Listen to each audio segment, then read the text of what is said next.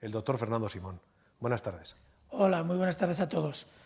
Bueno, hoy tenemos, vamos a tener una rueda un poquito más breve, no tenemos grandes novedades que notificar en relación con la epidemia de coronavirus. Los datos recogidos a día de hoy, que corresponden a ayer, las comunidades autónomas han notificado 141 casos diagnosticados ayer, pero la fecha de inicio de síntomas no corresponde a ayer, corresponde a los días previos. O incluso en algunos casos son casos asintomáticos y por lo tanto no podemos valorar la fecha en la que han podido infectarse. Sin embargo, por fecha de inicio de síntomas, que sí que nos permite tener una idea de cuándo se infecta la gente, se han tenido 154 casos con inicio de síntomas en los últimos 7 días. Esta tendencia es descendente, la estamos observando ya lenta pero progresivamente desde hace ya varias semanas. Además, se confirma que no está afectada esa tendencia por los retrasos que ha podido haber en los últimos 2 días, porque cuando observamos la evolución de las cifras a 14 días son también descendentes y esas cifras son mucho más estables. Son 735 en los últimos 14 días, con fecha de inicio de síntomas en los últimos 14 días, cuando hace solamente 10-15 días estamos por encima de los 1000. Además, se han notificado 30 defunciones con fecha de defunción en los últimos 7 días, lo cual, de nuevo, como con el número de casos, muestra una tendencia descendente en los últimos días, que es ya muy estable desde hace muchas semanas y que no se ha habido modificada por el incremento en la búsqueda de casos y, por lo tanto, en la detección. Fuera de eso, no hay mucho más reseñable. Ahora mismo estamos todos pendientes del brote que hay en Pekín asociado a un mercado de pescado, similar al que hubo en Wuhan al principio de la pandemia, cuando el brote se asoció a exposición en un mercado de pescado donde se vendían también otros animales. El gobierno chino está tomando medidas muy drásticas en Pekín. Se ha cerrado el mercado, se han cerrado barrios alrededor del mercado y se está haciendo una búsqueda exhaustiva de casos o de contactos de los casos identificados, que está llevando a hacer, se hicieron, si no recuerdo mal, ayer en alrededor de 30.000 PCRs, pruebas diagnósticas que se habían realizado a personas que habían tenido contacto con el mercado, y entre ayer y hoy se iban a hacer otras 40 o 50.000 más, con lo cual están haciendo un trabajo realmente exhaustivo alrededor del mercado para evitar que esto se difunda y vuelvan a estar en una situación como la que estuvieron a principios de año. Como les digo, estamos todos pendientes de ver si este brote está realmente controlado o no. Aparentemente las medidas indicarían que están en camino de conseguirlo, y igual que en Pekín, a una escala menor, en España estamos también pendientes porque ahora podemos, porque ya no hay apenas transmisión comunitaria incontrolada, sino que ahora todo lo que se detecta, o un porcentaje muy alto de lo que se detecta, proviene de casos conocidos. En España, igual que en Pekín, estamos pendientes de los pequeños brotes que se van detectando. Ahora mismo son ya brotes, no es transmisión en la comunidad incontrolada, sino que podemos identificarlos y, por lo tanto, tratamos de controlarlos de la mejor manera posible. Recuerdan que hay varios brotes abiertos en España. Hay uno en particular en el País Vasco que nos interesa mucho, que es en un centro sanitario. Hay otro en Mataderos, en Cataluña, que nos interesa también mucho, y luego el resto, en principio, están ya controlados a la espera de que tengamos las últimas informaciones detalladas que provengan de las comunidades autónomas. Pero, en principio, igual que en Pekín, estamos todo el mundo pendiente de qué es lo que está pasando. Progresivamente, a medida que vamos controlando la transmisión en los países europeos, también nos interesa el trabajar con estos posibles brotes. Hay algunos en algunos países europeos, afortunadamente muy localizados y muy concentrados, y a medida que vaya habiendo alguno de especial interés, iremos informándoles de ellos.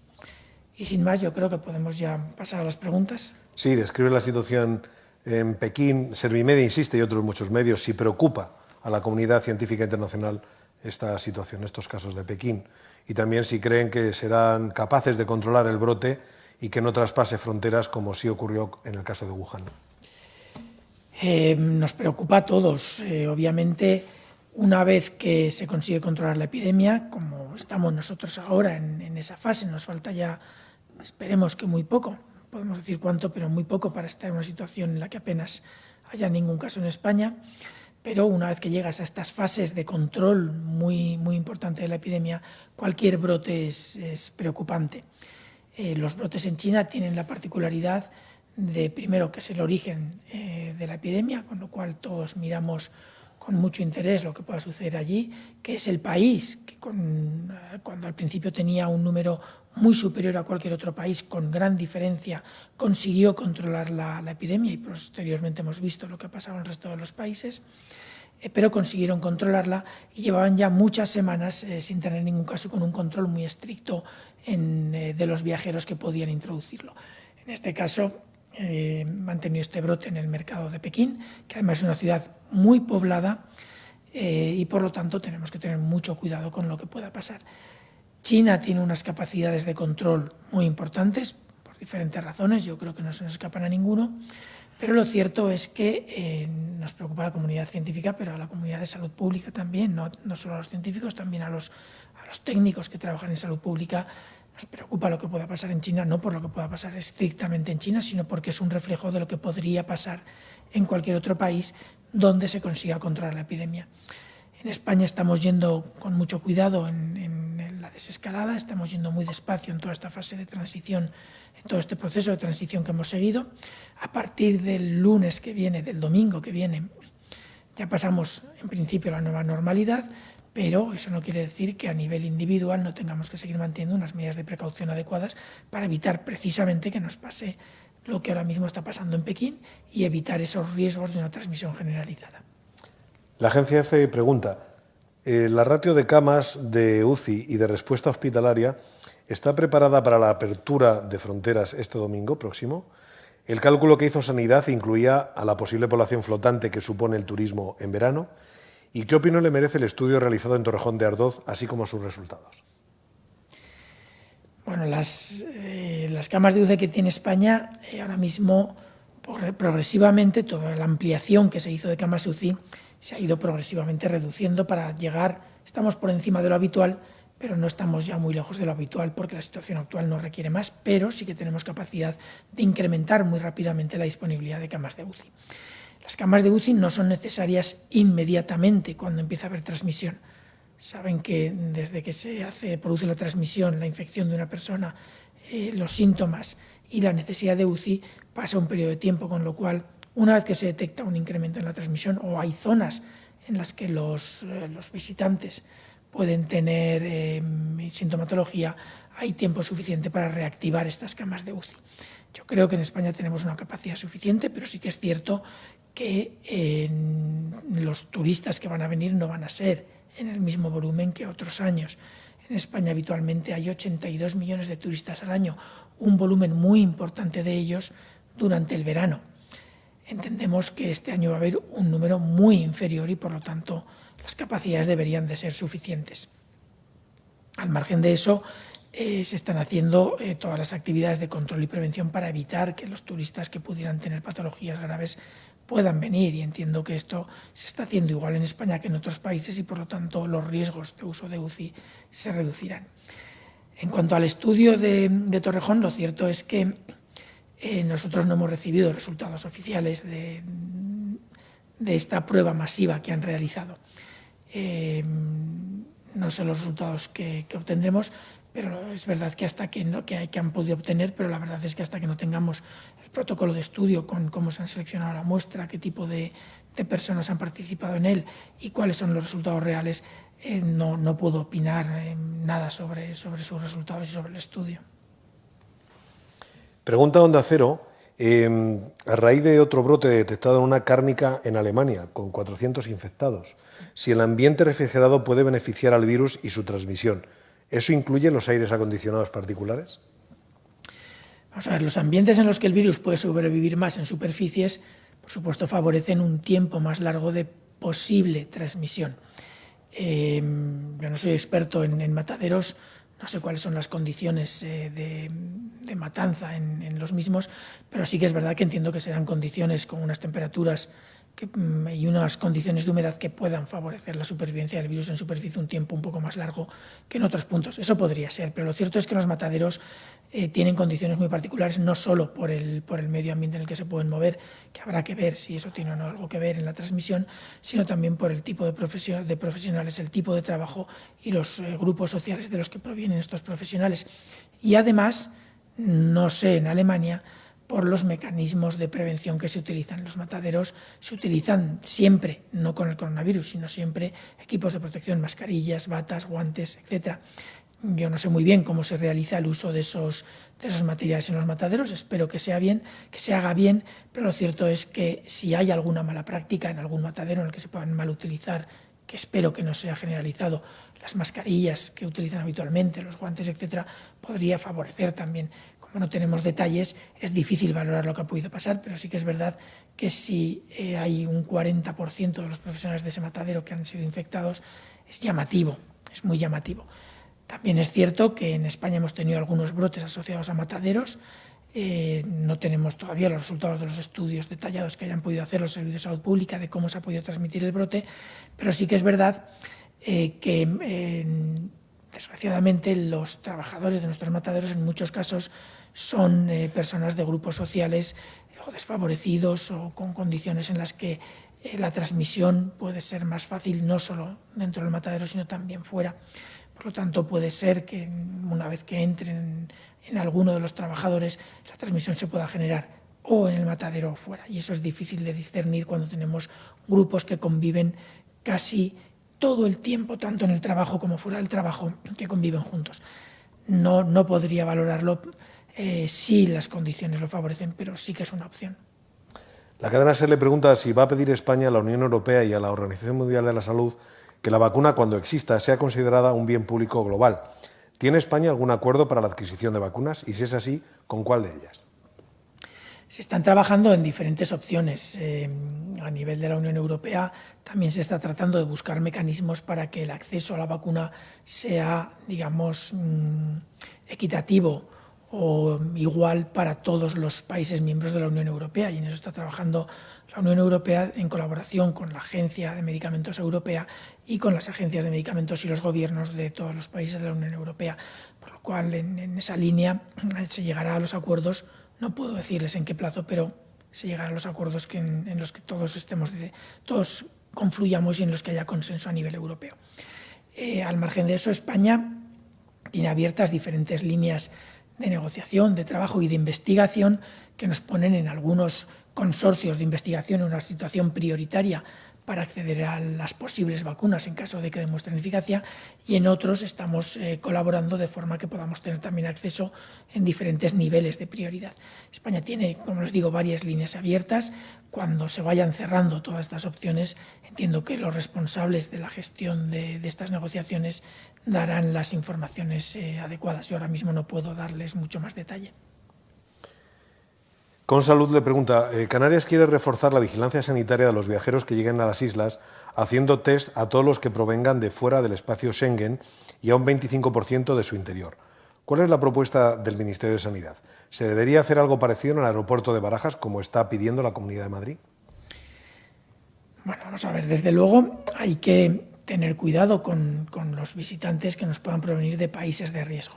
Tenemos que buscar mecanismos para reducir esos riesgos en la medida de lo posible.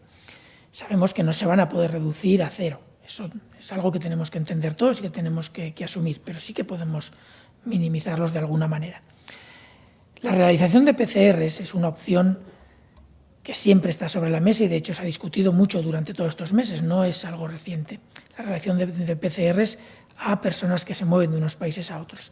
Cuando tenemos una movilidad residual, como hemos tenido durante muchos meses, el planteamiento podría tener algún sentido. Yo en realidad creo que no, pero algunos podrían encontrar algún sentido y podrían plantearlo. Cuando estamos hablando de hacer pruebas de PCR masivas a todas las personas que vengan en un vuelo, hay que replantearlo desde varios puntos de vista. Uno es la utilidad real desde el punto de vista sanitario. Positivo, hay que darle una salida. Primer aspecto. Un negativo no implica que esa persona no esté infectada. Implica que en ese momento no se ha detectado el virus, no sabemos lo que puede pasar en los días siguientes, con lo cual puede dar una falsa seguridad. Si a esas personas que dan negativo se les va a hacer un seguimiento posterior, quizás el momento de hacer la PCR pueda ser el momento en el que haya cualquier sintomatología o en caso de que se detecte algún positivo en su entorno. El realizar PCRs, me gustaría que se pusiera en la situación de valorar un avión con 300, 400 viajeros, aviones grandes transcontinentales, a los que se propone hacer una PCR cuando está llegando un avión tras otro, y se tiene que dar un resultado en un tiempo razonable a estos turistas porque no se les puede tener esparcidos por ahí. Si se les va a hacer una PCR es porque si es positiva se les va a aislar y se les va a tener en el lugar adecuado. Todo esto requiere, además de los criterios técnicos sanitarios que puedan o no demostrar interés en este tipo de acciones, que ya digo que ahí no somos solamente en el Ministerio, sino en muchos otros grupos estamos realmente dudando de que pueda haber un interés real. Hay que plantear todos los aspectos logísticos y económicos asociados a esta actividad y valorar si realmente va a aportar algo de interés. Ahora mismo el Ministerio no es muy proclive a realizar este tipo de pruebas masivas. El Gobierno de Canarias tendrán que valorarlo correctamente y tomar una decisión a partir del mes que viene. Nosotros no tenemos una capacidad de recomendación, pero las decisiones ya no son tan estrictas por parte del Ministerio, sino que son las comunidades las que tienen que tomar las decisiones finales. Más preguntas que llegan hoy de Radio Nacional de España. ¿Cuándo se empezarán ya a hacer pruebas PCR a todos los contactos de un caso positivo, aunque no tenga síntomas, y qué ventajas supondría? Hay diferentes opciones de trabajar con los contactos. La ventaja de hacer PCRs a todos los contactos de un caso identificado, inmediatamente que se identifica el caso, es el poder detectar alguno de ellos que en ese momento sea un caso activo, que pueda tener una PCR positiva y que por lo tanto en ese momento o en los próximos días, probablemente si no tiene sintomatología en los próximos días, pueda llegar a transmitir. Eso puede hacer que de entre los contactos estrechos se pueda identificar quizás uno, quizás dos, un porcentaje determinado que se puedan poner en aislamiento inmediatamente. Eso es un beneficio. Sin embargo, el problema de hacer PCR a todos implica también que los negativos habrá que volver a hacérsela en un momento determinado. Y no sabemos si van a ser positivos al día siguiente o al otro. El planteamiento es que si la opción de respuesta es que todos los contactos estrechos tienen que guardar una cuarentena, el hacer o no la PCR no cambia sustancialmente la acción sobre esas personas. Por lo tanto, la otra opción es realizar una PCR al cabo de unos días. En principio se barajan entre 7 y 10 días, más probablemente 7 días, que es el momento en el que se inicia la respuesta inmune con los anticuerpos, y que además ya sabemos por los estudios realizados que el virus es muy poco probable que sea viable a partir de ese día.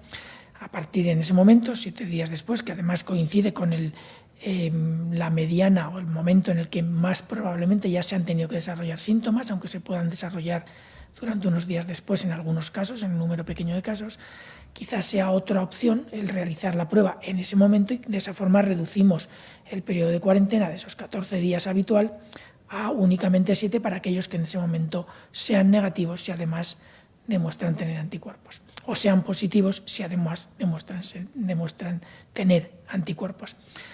La discusión está en esos dos puntos. No es que una tenga que sustituir a la otra o que sean incompatibles, son dos opciones. El punto clave está fundamentalmente en valorar si la acción que se hace sobre esos contactos va a cambiar, se haga o no la PCR inmediatamente en el momento que se identifica como contacto. Y ahí está la discusión. Ahora mismo tenemos un documento en la ponencia de alertas que se está discutiendo y que está planteando cómo actuar con los contactos, y la decisión final estará en los próximos días. Yo creo que mañana jueves tenemos una reunión con la ponencia de alertas. Es muy probable que entre mañana y el viernes tengamos ya una decisión tomada en el seno de este grupo de trabajo con todas las comunidades autónomas, que se propondrá a la Comisión de Salud Pública y al Consejo Interterritorial para validación. Una última pregunta, doctor, se la formula Europa Press. A raíz del estudio británico sobre la dexametasona para casos graves, hemos sabido que en algunos hospitales españoles se está usando desde marzo con resultados en casos graves. ¿Se va a incluir en los protocolos de actuación y en qué casos concretos? Ayer ya de alguna manera se preguntó acerca de esto. Pero también Europa Press dice que se está recomendando en España antihistamínicos para la tos que procede el virus. ¿Está de acuerdo con este procedimiento? ¿Se han recogido efectos para elaborar protocolos al respecto? Bueno, el uso de dexametasona, igual que el uso de algunos antihistamínicos, la dexametasona tiene también un efecto, reduce los cuadros alérgicos, con lo cual también hasta cierto punto se podría incluir en ese grupo. El uso de la dexametasona está instaurado en los servicios sanitarios desde hace mucho tiempo para muchas patologías. En principio, patologías de diversos tipos, entre ellas las patologías inflamatorias. Por lo tanto, y es una medida, es un tratamiento sintomático, es decir, es un tratamiento de soporte. La dexametasona no acaba con el virus, no acaba con la infección. Lo que hace es favorecer el estado general del paciente para que con un estado general mejor sea capaz de durar el tiempo suficiente para que el sistema inmune reaccione y acabe con el virus. Por lo tanto, la persona es un tratamiento sintomático de mucho tiempo para otro tipo de procesos de este estilo, incluso procesos autoinmunes y procesos alérgicos. Eso no quita para que tuviera que demostrar si la dexametasona, en concreto en la enfermedad por coronavirus, en la enfermedad infecciosa que produce este coronavirus, que tiene, entre otros cuadros, un cuadro de inflamación pulmonar, inflamatorio pulmonar fundamental, básico, profundo, si el uso de este medicamento era realmente eficaz. Este estudio viene a demostrar lo que en principio se sospechaba, y en España la dexametasona, igual que en muchos países, se viene utilizando con estos pacientes cuando el cuadro clínico entendían los médicos que implicaba el uso de dexametasona. Pero es cierto que el poderlo comprobar y el tener claro que un medicamento de uso común disponible nos ayuda, puede favorecer un uso más amplio del mismo. Y eso es muy bueno. O sea, este estudio nos viene a apoyar en una práctica clínica que era hasta cierto punto ya amplia, pero que obviamente ahora está comprobada. Los procedimientos clínicos, los protocolos clínicos, los establecen los clínicos desde el Ministerio de Sanidad, en concreto desde nuestra unidad del CAES y desde otras unidades de la Dirección General de Salud Pública, como pueda ser la Subdirección General de Calidad. Lo que se hace es coordinar que las sociedades científicas de médicos asistenciales de diferentes sociedades que tienen que aportar a estos protocolos, a estos procedimientos de gestión clínica de los casos, se coordinen correctamente para tener una guía común. Por supuesto que ya están incluidos algunos de estos fármacos como opciones de respuesta, pero ahora se tendrán que poner de una forma más clara, más obvia y con más intención, porque ahora mismo tenemos ya una posible demostración del estudio.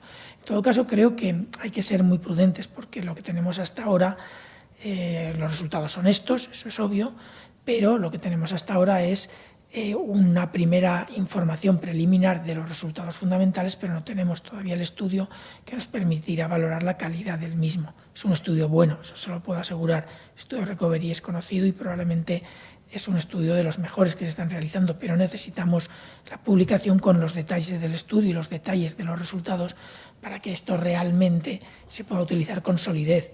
Aunque desde luego solamente con la información sobre estos resultados ya se está incrementando el uso estoy seguro que se está incrementando el uso de la dexametasona en los servicios médicos. Doctor Fernando Simón, nada más, muchas gracias. Gracias a ustedes.